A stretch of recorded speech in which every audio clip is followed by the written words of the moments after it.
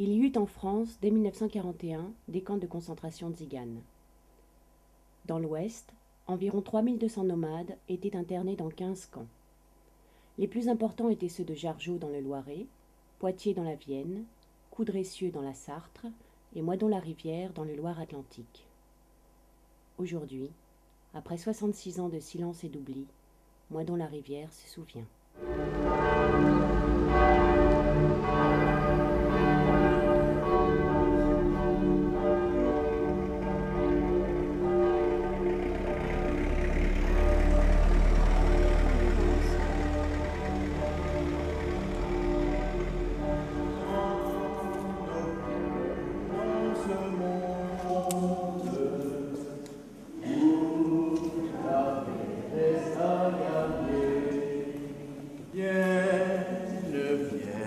La colombe et son rameau d'olivier dans nos cœurs et dans ce monde où la paix reste à gagner. Vienne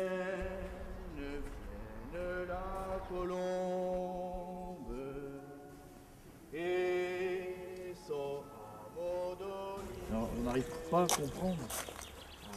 Pourquoi ? Il y a des enfants qui sont dans la liste décédés à l'hôpital de Châteaubriand. Ouais. Donc l'hôpital de Châteaubriand était tout près de l'église Saint-Jean-de-Péry. Ouais. Ah oui, non, c'est certainement la raison. Ça. Ouais.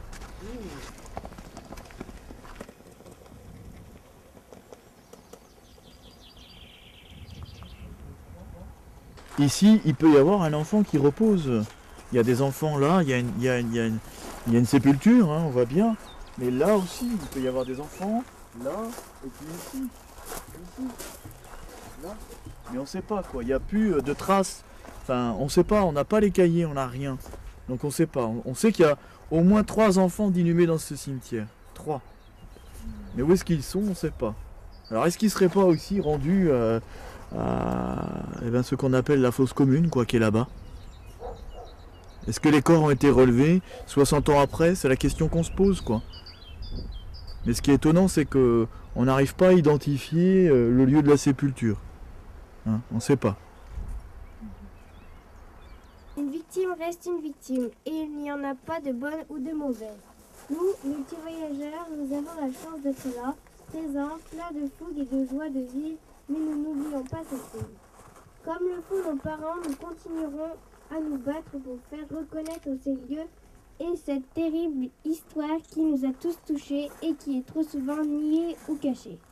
Aujourd'hui, nous déposons ensemble ces quelques fleurs pour rendre hommage, pour que cette histoire ne se répète plus, pour que les différences entre les cultures soient enfin acceptées, pour que le rejet de l'autre qui nous ne ressemble pas n'existe plus, pour faire voir que nous étions là hier à travers nos ancêtres, que nous sommes là présents aujourd'hui et que nos enfants seront là demain. Nous avons marché sur la route, nous avons marché la nuit, le jour,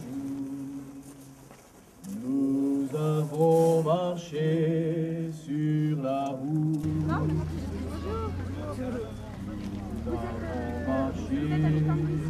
Ah non, je suis partie des gens du voyage. Et moi-même, je n'ai pas été moi-même dans les camps, mais la famille de mon mari qui est décédé, maintenant, ils ont tous été dedans. Alors lui, comme il était là, quand on allait dans les réunions, il rendait toujours témoignage de ce qu'il avait vécu dans les camps et partout. Et ben, vu qu'il n'est plus là, moi je continue, je me rends présente dans les lieux de mémoire. Le site des Forges est à ce jour un lieu touristique où pêcheurs, randonneurs et flâneurs du dimanche aiment se retrouver. C'est un endroit chargé d'histoire. En 1939, la guerre civile faisait rage en Espagne. Les républicains fuient leur pays. La Loire-Inférieure recevra environ 2800 personnes, dont une bonne partie sera dirigée vers le nord du département. Les internés vivent dans des conditions d'hygiène déplorables. Ils doivent faire face à la faim et au froid. L'approvisionnement du camp est difficile et les conditions de vie entraînent des maladies et des épidémies. En février 1941, Les internés sont transférés vers le camp de Choiseul. Les conditions de vie sont meilleures, le camp est aménagé, mais des problèmes surgissent avec les autres détenus de ce camp, si bien que les internés nomades reviennent au camp des Forges à Moisson-la-Rivière dès septembre 1941. Mais ce camp n'a toujours pas été aménagé. Les conditions sont telles qu'en février 1942, le transfert des nomades est prévu. Devant les difficultés de transfert, quelques-uns vont être libérés. Un certain nombre vont être dirigés vers d'autres camps. Si bien que le 15 mai 1942, le camp de la Forge sera fermé définitivement. Et vous, vous avez des gens de votre famille qui ont été enfermés dans les camps? Oui. Les gens d'avant, mon arrière-grand-mère. Il y en a plein. C'est nos arrière-grand-mères. Elles sont encore en vie, vos arrière-grand-mères? Moi, il y en a une qui est en vie. Moi, ça marche. Et elle t'a raconté des choses? Elle m'a dit que c'était que nous, il ne fallait pas qu'on entende encore la guerre, autrement nous, on n'aurait pas supporté. Parce que eux, ils voulaient faire tout le travail et puis eux, ils voulaient faire tout le travail et puis qu'ils ne sont pas morts, comme ça fait de la guerre, et que nous, comme nous, on n'obéissait pas et que nous, on n'aurait pas obéi et puis on serait morts plus vite.